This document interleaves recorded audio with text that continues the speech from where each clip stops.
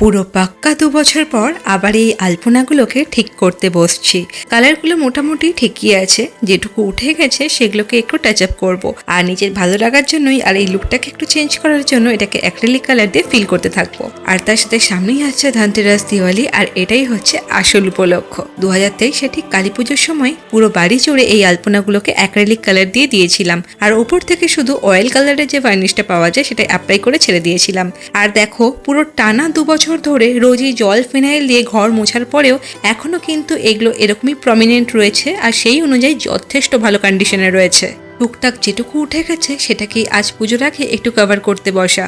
যদিও পুজোর মাত্র আর কদিনই বাকি, এই কদিনে পুরো বাড়ি জুড়ে যতগুলো আলপনা সবকটাকে ঠিক করা সম্ভব নয়। যে কটাকে আমি নতুন করে সাজিয়ে তুলতে পারবো সবকটাই একটা একটা করে তোমাদের সাথে শেয়ার করতে থাকবো।